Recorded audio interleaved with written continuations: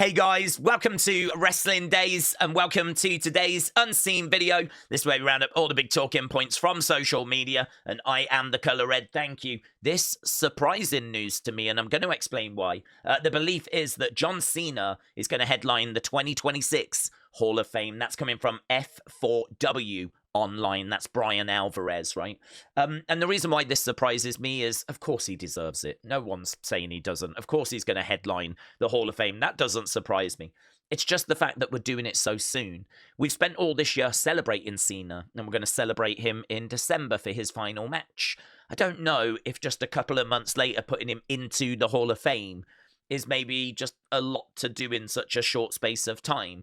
I think it would be nice to kind of have some breathing room to kind of get over this retirement run, and then in a few years' time, celebrate him all over again by putting him into the Hall of Fame. It's just a lot to do really close together, because then really after that, what is there? Like, how else are we going to celebrate him? The Hall of Fame is like the biggest honor. I mean, what I will say is they have started to put matches in now, so you could always do that. Maybe give him a bronze statue. That's another way that they tend to honor people. So maybe there is a few things that we can do in the future. But yeah, I don't know that I would personally be putting him in next year. I'd probably just wait a couple of years, put a little bit of distance between the Hall of Fame induction and this retirement year that we've just had. And the other thing as well is, of course, we've already announced Stephanie McMahon. And she's a massive deal.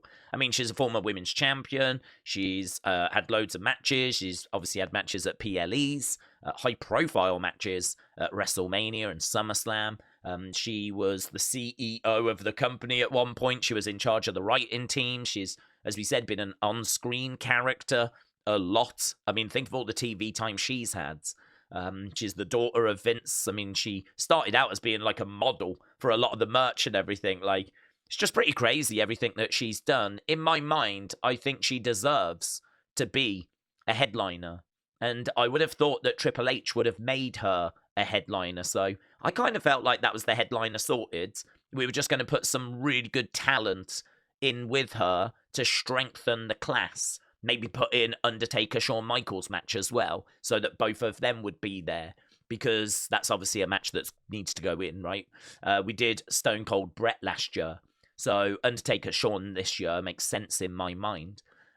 So yeah, just another reason as to why, in my mind, it didn't feel like we needed Cena for 2026. But hey, this is the news. I'm not down on it. He absolutely deserves to go in. No one would debate that. And so, just, you know, that's why I'm a bit surprised. So there we go. That coming from Brian Alvarez. Okay, Spurs game at CE. This is interesting. So it looks like a commercial is being filmed. Okay, the guy talking, I don't understand, he's speaking a different language. But here we can see, I think that's Tiffany. That's Jade. I can see Rhea.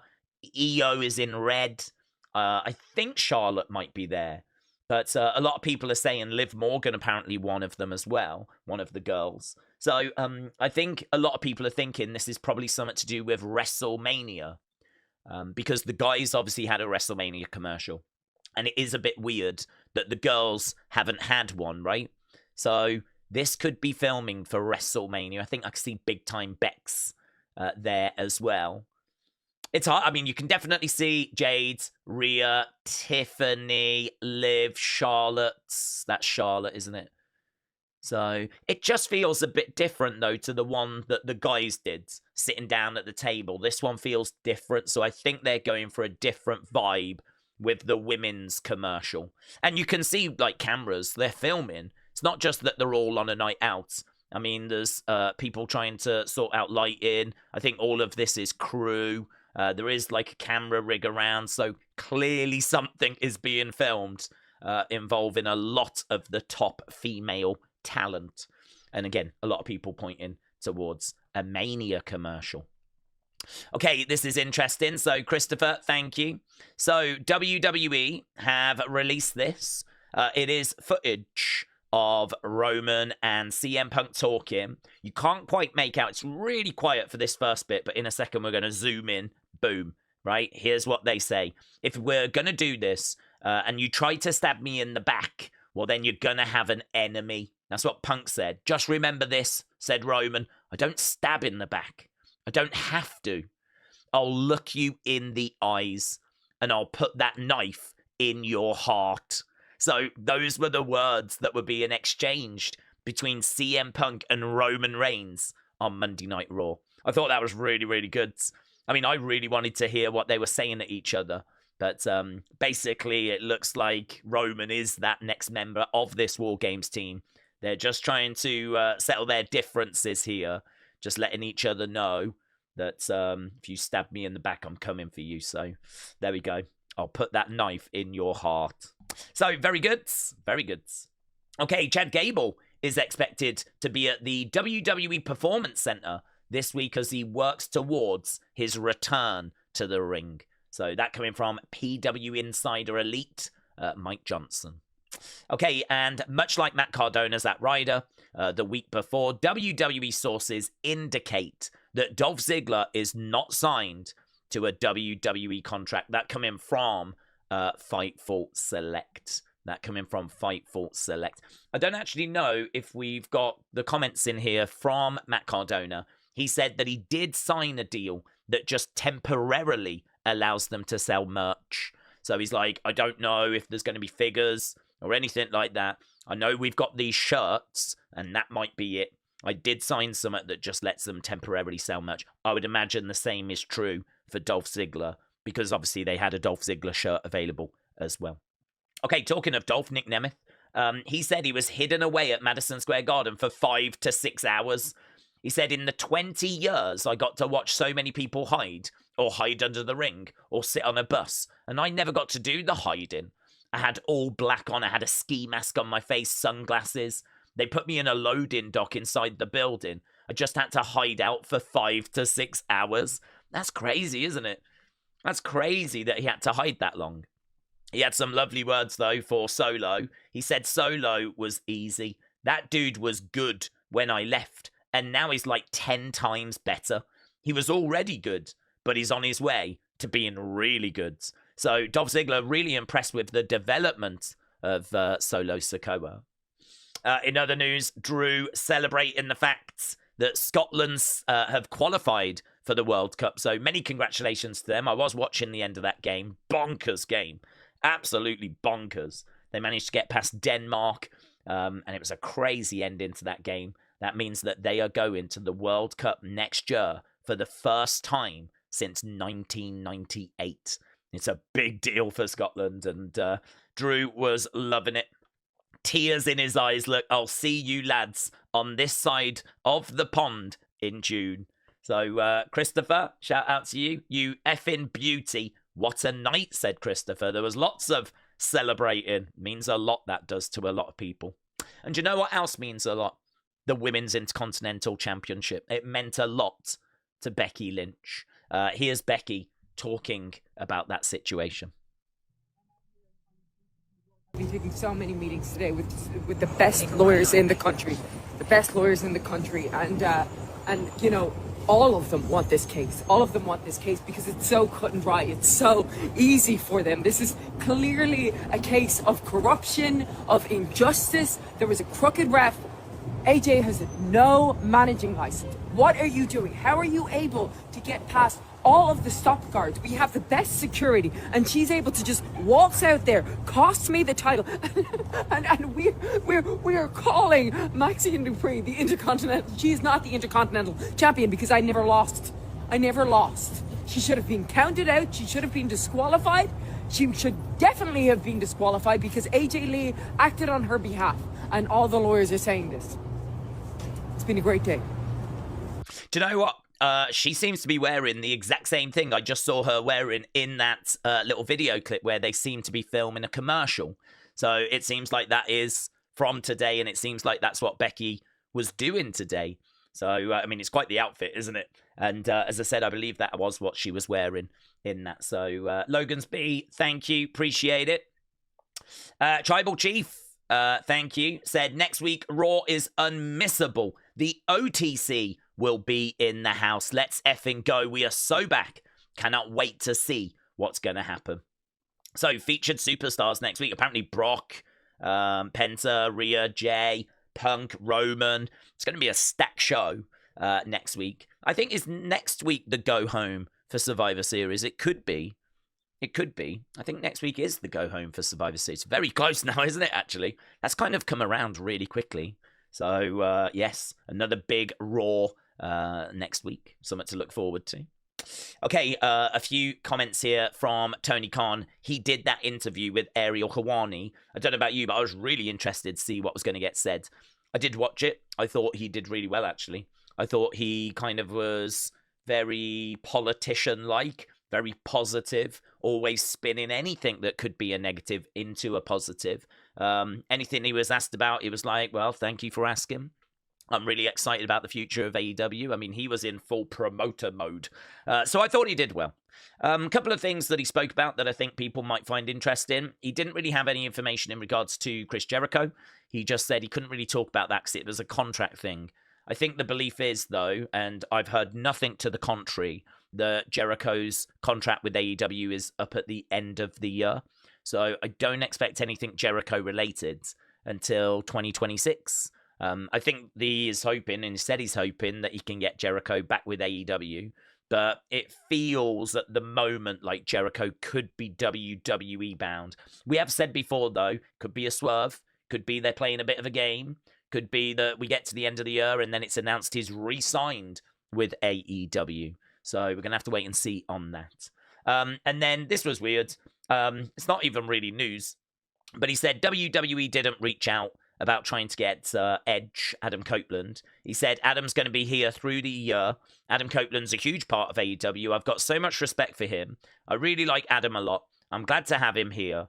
He's still with us and will continue to be. So there we go. I mean, for anyone holding out hope that Edge is going to be making his way to WWE, it's just not going to be happening. He's still very much a part of AEW. Tony was asked if there was any interest in Killer Kross. He said, I've not spoke to him in many years, but I would be interested. He said, I think he's tremendous. It's interesting that WWE didn't re-sign him. You never know what's going on with different wrestlers in different wrestling organizations, so I can't speak to that. But I think he is very talented. Darby said he had a great experience with him, so it's definitely worth reconnecting. Maybe something there to keep an eye on. And then Tony said that, and this isn't WWE related, but I just thought it was interesting. He got asked if he thinks that Darby goes a bit too far sometimes. And he says, there was one that I thought was a bit much. It was pretty brutal. And it's this one. It's Sting's last match when he comes off the ladder, goes through the glass. And I think, to be honest, the way the glass explodes and kind of goes into the crowd is really not a good look as well. And so he comes down and this glass all shattered and went everywhere.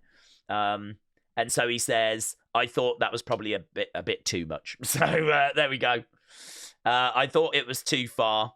And I would say this to him, and I have said this to him 100 times. Sting's last match with the glass in Greensboro off the ladder. That's when I thought it was a bit too much. And it wasn't exactly the way it was described. It was pretty brutal. So there we go. This is the one that he thinks just went that little bit too far. So interesting. I thought that was interesting. Okay, well, lots to unpack here. So I did see these comments the other day. I didn't really think too much of them, but apparently WWE got upset, right? So she was talking, Gigi Dolan, right, about Priscilla Kelly, as she goes by now, about how there's some in NXT earning $30,000 a year. So she was talking about how people overestimate how much people make in NXT. She mentioned that people make as little as $30,000. People in WWE were not happy with that interview because no one's making $30,000 in NXT. The NXT deal starts at $75,000. So if you're on television, wrestling, on TV, you're making a minimum $75,000. If you're Jordan Grace or Ricky Saints, you're going to be making more than that, right? At the same time, WWE ID talent, no one's making close to $30,000. They're making significantly less because essentially the contracts are, we WWE have got the right to match any offer. Don't quite understand that last bit. I think if you're WWE ID and you sign an ID contract, I think I'm right in saying that you're still getting paid from your other indie appearances. A WWE ID contract just means that WWE are interested in you and are interested in bringing you into Evolve, having you do a few matches, potentially then getting you to an NXT contract and actually then properly signing you to NXT. I think if you're under a WWE ID, it just means you are a prospect that they like the look of, and they will use you for, a few matches on Evolve, and, they are keeping an eye on you. So I suppose that's why the contracts are so low for that. But what they're saying is if you're on TV, minimum is 75,000. But a really good point was made by a few people online. What if you're not on TV? What if you're one of those people that has signed an NXT deal, but you're not on TV? Does that mean they're close to that 30,000? I don't know. It's really interesting. It feels like we're kind of blowing the doors off when it comes to how much NXT talent are being paid. This is a kind of insight we've never really had before. I do remember hearing about 30-odd thousand quite a few years ago. That's certainly what I had in my mind. And then, of course, going up with people being on TV and everything. So it's very informative, this, for me, to kind of learn as to where we are right now with pay and whatever. Not that it matters. It's just interesting. I'm sure many of you are interested by this. So there we go. That's the latest that we know. The NXT deal for those on TV starting at 75,000. And we had a look during our watch along. The average in America is about 60,000 a year. But obviously, that is kind of skewed because there's a lot of people earning a hell of a lot more than that, which kind of drags the average up a little bit. So, yes, there we go. There's a load of numbers to kind of get your brain spinning. But apparently, WWE were unhappy with these comments. They didn't feel like it painted an accurate picture. Then the last thing we've got in this other folder, John Cena said Dominik Mysterio reminds him of himself. He's incredibly grateful for the ability to get in there with Dom, who I respect and admire. He reminds me a lot of me, and he reminds me a lot of the mistakes I made. I can see all the mistakes that are about to happen with him, and I want to shake him and be like, you're going to do this, but I want him to learn for himself. He is authentic, reliable, he works hard, he's passionate, he'll learn, he'll figure the rest out. So, I don't know, it'd be wonderful to think about what Cena is referring to there. Cena's like, I want to tell him you're going to do this, you're going to do that, don't make this mistake. But sometimes you've got to learn from your mistakes. So there we go. John Cena really putting over Dominik Mysterio. Right, let's go NXT. We've only got a couple of bits in NXT. So Callie Armstrong said, hey, John, I hope you had a great day today. Hashtag Iron Survivor, hashtag Deadline. Very good. She's heard that John's got the ability to put people into that match. So a little bit of buttering up. Love that. Charlie, thank you. Here is Zarya saying, yeah, my bad for caring. That's Zarya, obviously, with a little thing there. And here was Sol Ruka. I saw Sol Ruka sticking up the middle finger, and I wasn't quite sure why she went with this gif. Obviously, there is a towel there and a very unimpressed-looking cat. So I'm guessing she's the unimpressed cat, and the towel symbolizes the towel that was thrown in. I'm guessing that's the vibe we're going for. So, but the finger, I think, grabbed a lot of people's attention, to be honest. So, there we go. There we go. Drama. But we've got other drama as well. There's Izzy posting a picture of her betraying Tatum Paxley. And this is what Tatum had to say. Quite simply. Why?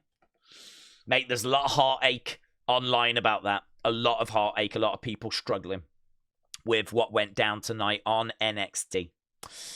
Bayley has posted this picture, which is interesting. Just a picture of her with Asuka. So, yeah, question mark there from Kanon. Bayley posting this 14 hours ago. It's an old throwback picture of her with Asuka. Now, obviously, we saw Asuka trying to bring Bayley in to her team, and Bayley turned her down. So, what is she trying to communicate here? It's definitely got a few people speculating, so, don't know, something to keep an eye on. Silverback, thank you. So Kenny said, the man really tried to tell us. Let's check this out. Hey, Nic Nemeth. Hey, Matt Cardona. How you guys doing? So there we go. That is Cena during that pipe bomb moment during this year, shouting out Nic Nemeth, shouting out Matt Cardona, people pointing out that those are the two that came back in the tournament. I think he did shout out some other names. I think he might have shouted out Claudio Cesaro. I mean, I wouldn't hold your breath that he's coming back. I believe he's well under an AEW contract. But, yeah, just fun there that a couple of names that got shouted out that were available were then able to be in that tournament. The last time is now tournament. And Shakeem, thank you. Here is CM Punk with Gangster Granny. How old are you? I look as good as you when I'm 70. I'm saying that. So bless your heart. Thank you. Thank you for coming.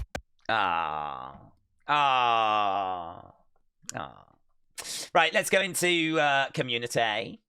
Casey said, I went to Target and I got to look at some of the figures. It's always a pleasure to see what's in the stores in America, because obviously I am not in America. Really nice Diesel figure like that. Old school Undertaker, some interesting 2-packs. We've got some top picks. I love that. Love that belt. That is the very first WWE Championship. They have never made it in figure form before. That is awesome. Love that belt.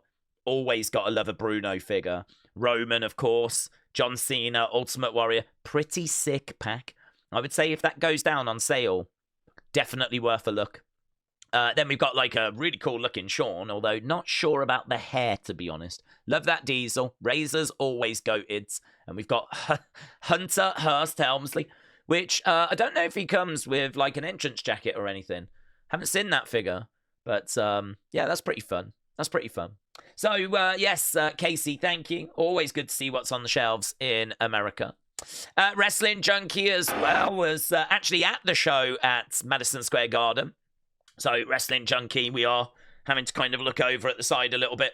But Wrestling Junkie was actually in a very amazing position. This is like, what, front row, second row? There is Chelsea arriving with Ethan. Look at that. Look at that. Look at that. She's looking right at the camera as well. That is an amazing... You could get a screenshot of that, you know. That is amazing. I know that Wrestling Junkie sent over quite a few video clips, but this one is one that was able to add to Unseen. So I hope you had a fantastic time, my friends.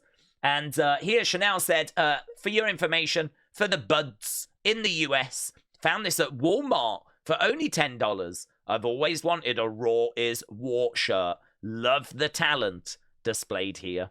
So there we go for our buds in the US. Walmart. I don't think it's all Walmarts, but yeah, it's certainly one that's been found by Chanel.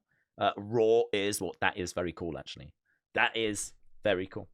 Undertaker, Kane, some absolutely iconic talent on there, and the logo as well. Amazing. So there we go. That was Unseen. Let's go over to thanks, and let's get out of here. So Raymond, Subho Deep, Edward, Chanel, Wrestling Void, Armando, Sweet Chin Wrestling, Silverback, Claire Webb, and Armando. Really appreciate it. Hope you enjoyed this video. Thanks for all the support. I will see you later for Evolve. And of course, we will have another episode of Unseen. Bye for now.